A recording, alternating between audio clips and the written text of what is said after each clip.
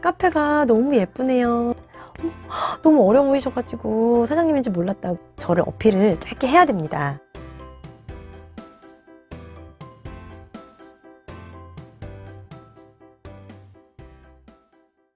안녕하세요. 초코아트로 꿈을 그리는 엄마 바니엄마입니다. 오늘 영상에서는 제 경험을 가지고 이야기를 한번 해볼까 합니다.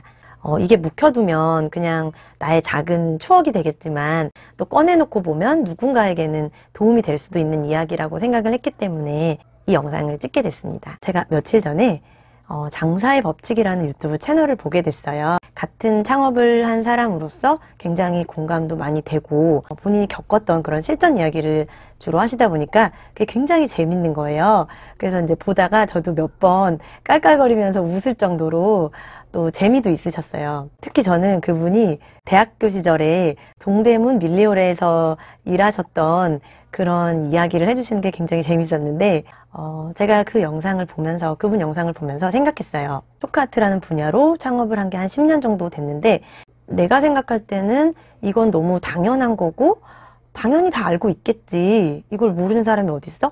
이렇게 생각할 수 있는 사실이 누군가에게는 정말 나는 정말 1도 모르겠고 너무나 궁금한 게 많고 그런 부분일 수도 있겠다 하는 생각이 그분 영상을 보면서 불현듯 다시 떠올랐어요.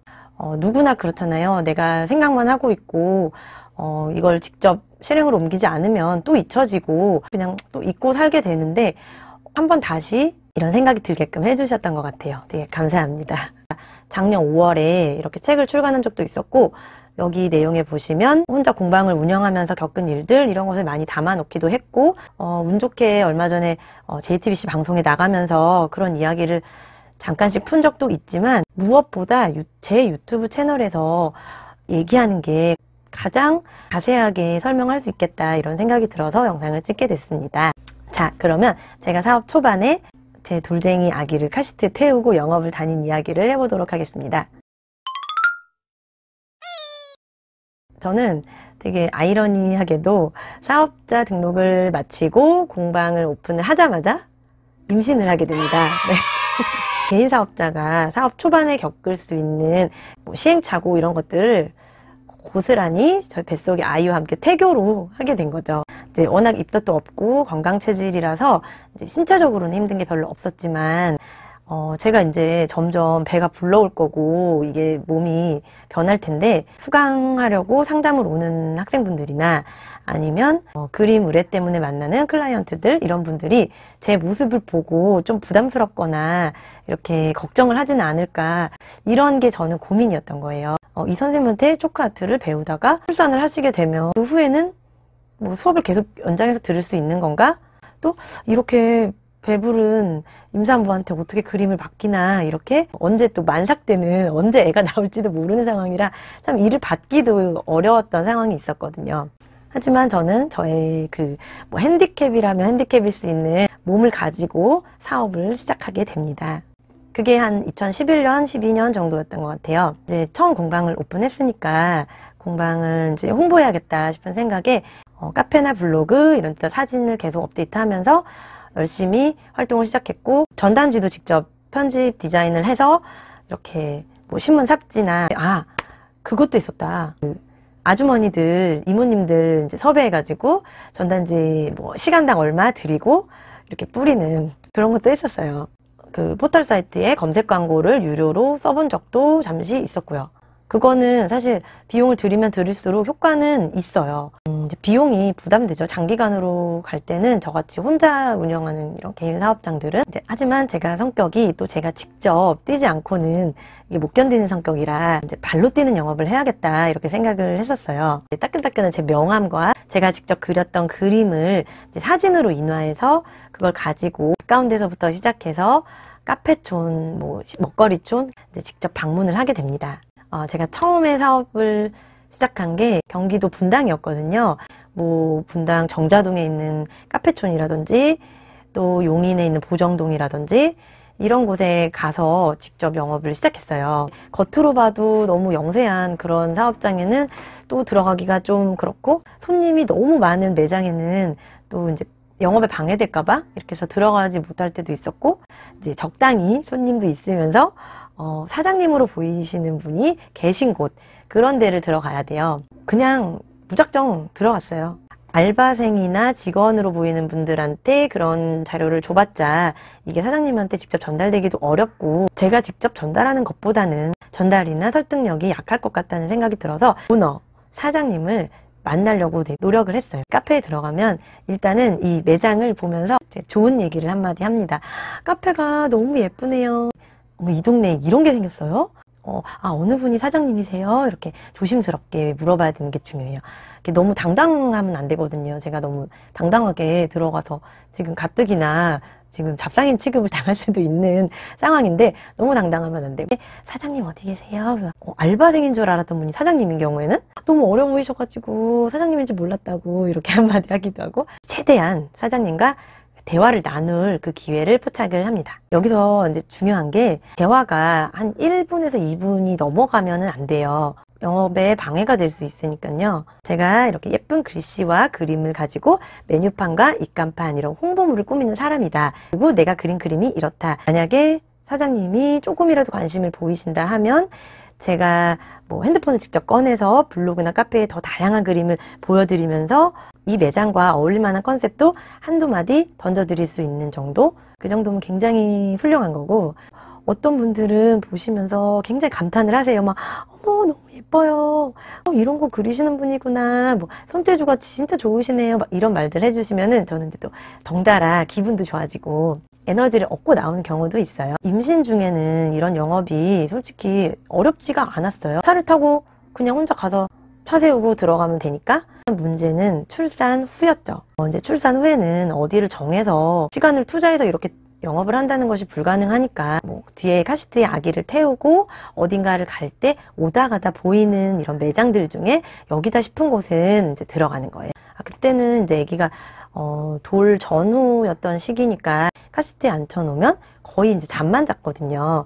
이제 물론 차를 지하 주차장이나 이런 되게 먼 거리에 주차해야 되는 곳은 안 되고, 그래도 매장에서 앞에 잠시 정차해 놓은 차가 제 시야에 보이는 그런 좀 적당한 곳이어야겠죠. 영업하기 딱이다 싶은 곳 1순위는 공사하고 있는 곳, 인테리어를 막 하고 있는 오픈 전인 매장이에요. 그곳은 보통 들어가면 인테리어 이제 그 인부분들이나 그 사장님이 같이 계시는 경우들이 많아요. 그러면 거기는 절대 놓치면 안 될 곳입니다. 아직 메뉴판을 정하지 않은 곳이니까요. 제가 처음 던지는 말은 주로 지나가다 봤는데 여기 새로 생기나 봐요. 그 동네 주민인 양 이렇게 말을 던집니다. 와, 인테리어 너무 예쁘네요. 공사 중이신가 봐요. 이렇게 그냥 친근한 말을 툭 던지고, 그럼 매장에 메뉴판은 결정하셨어요? 명함을 준다든지 전혀 관심을 보이지 않는 분들도 계세요. 그런 경우는 그냥 명함만 아까워요. 제 명함은 좀 비싸게 파가지고. 그런 곳은 그냥 다음에 오픈하시면 커피 마시러 올게요 하고 그냥 나오는 게 좋고요. 나중에 할 수도 있는데 명함 주고 가세요 하시면 베리 굿입니다. 여기다 싶은 곳 2위는 인테리어가 굉장히 예쁜 곳, 신경 써서 좀 비용을 투자한 느낌이 보이는 곳, 오너가 매장의 인테리어에 관심이 많은 사람일 가능성이 크거든요. 어떤 곳은 되게 당촐하게 그냥 테이블하고 의자 놓는데 그런 정도만 집중하셔서 벽면이 아무것도 없는 그런 곳들도 있어요. 그런 곳 말고 벽에도 일반 벽이 밋밋한 벽이 아닌 몰딩을 했다거나 천장에도 조명이 예쁜 걸 달았다거나 이런 곳이겠죠. 그러면 이제 앞서 말한 것처럼 일단 매장에 그 너무 예쁘다는 제가 감탄을 한번 해드리고, 그리고 나서 제가 홍보를 또 합니다. 사실 이런 방법으로 영업을 한다고 해도 연락이 실제로 오는 곳은 굉장히 드물어요. 한 20군데 정도 들어갔다고 하면 한두 군데 연락 오면은 많이 오는 거거든요. 확률상 굉장히 낮지만 이런 작업을 계속 했던 이유는 제 이제 명함이나 이런 전단지를 갖고 계시다가 나중에 몇 개월 혹은 몇 년이 지나서 필요할 때 찾는 분들도 계시고 잠재 고객인 거죠. 당장 나한테 필요 없어도 내 가족이나 친구가 이런 걸 필요로 할 때 연락처를 주시는 경우도 있었어요. 제가 진짜 방문해서 이렇게 의뢰로 실제로 이어지는 경우에는 제가 너무 감사해서 할인을 조금 해드리기도 하고, 아니면 서비스로 작은 판의 그림을 하나 더 그려드리기도 하고 그래요. 초코아트를 배우시거나 수강 문의를 하시는 분들이 그런 발로 뛰는 영업을 실제로 해야 되나요? 이걸 물어보시기도 하고, 또 그런 걸 도대체 창피하고 민망한데 어떻게 하냐고 이렇게 물어보시거나 걱정을 하시기도 하는데, 요새는 뭐 필요가 없죠. SNS가 있잖아요. 물론 SNS 활동과 영업이 두 가지가 같이 된다면 제일 베스트겠지만, 시간과 노력 대비 이렇게 막 아주 효율적이라고는 볼 수가 없는 것 같아요. 그때 저는 이제 막 결혼해서 이제 아이를 낳은 그런 30대 이제 새댁이었고, 또 제 뒤에 카시트에서 엄마 영업하는 줄도 모르고 잠만 자던 그 아기는 지금 이제 초등학교 3학년이 됐습니다. 창업을 시작하고자 하시는 분들한테 꼭 드리고 싶은 말은, 내가 하는 일과 내가 이제 판매하는 제품을 모르는 사람에게 알리는 것에 대해서 부끄러워하거나 민망해 하시면 안 돼요. 물론 저도 처음에는 뭐 약간 그랬죠. 워낙 성격이 이제 낯선 사람하고도 말을 잘 섞는 성격이기는 하지만, 밥을 먹을 것도 아닌데 혼자 문을 열고 들어가서 일단 명함을 꺼내는 그 제스처부터 이제 낌새를 알아차리시는 사장님들이 계시거든요. 물론 영업하는 사람을 귀찮아하는 매장도 있지만, 의외로 이걸 찾고 있었거나 어떻게 주문해야 되는지 몰랐는데 마침 제가 와서 자료를 드렸을 때 반가워하시는데도 간혹 계시거든요. 그런 분들을 볼 때 이제 좀 보람되기도 하고, 스스로 제가 일하는 것에 대한 자부심이나 이런 프라이드를 갖는데도 분명히 도움이 됩니다. 그런 경험에서 얻어지는 것들은 분명히 있어요. 또 좋은 점은 내가 판매하는 그 제품이 일반적인 서민들에게 어떤 평가를 받는지, 어느 정도 필요로 하는지, 이런 수요에 대한 부분이나 니즈에 대한 부분을 가장 정확하고 즉각적으로 얻을 수 있는 그런 기회이기도 하거든요. 그때 영업하면서 만났던 이제 사장님들 중에는 지금까지도 거의 10년 동안 간간히 한 번씩 저한테 그림을 주문하시는 그런 뭐 VIP라면 VIP인 그런 분들도 계시고, 제가 그린 그림에 너무 매력을 느껴서 실제로 초코아트 수강생이 된 분도 계시고요. 이 정도면 그때 했던 노력들이 헛되지 않았다는 생각이 들어요. 보통 이런 인맥들은 어떤 온라인 활동이나 SNS를 가지고는 얻기가 힘든 부분이거든요. 그리고 사실 처음이 어렵지, 이제 한 두세 군데 들어가고 나면 금방 또 노하우가 생겨서 얼굴에 철판이 깔리기도 합니다. 다음 영상에서는 제가 땡볕 폭염 아래서 7시간 동안 50만 원을 벌고 응급실에 갔던 이야기를 들려드리겠습니다. 준비한 영상은 여기까지고요. 제 영상이 도움되셨다면 구독, 좋아요 눌러주세요.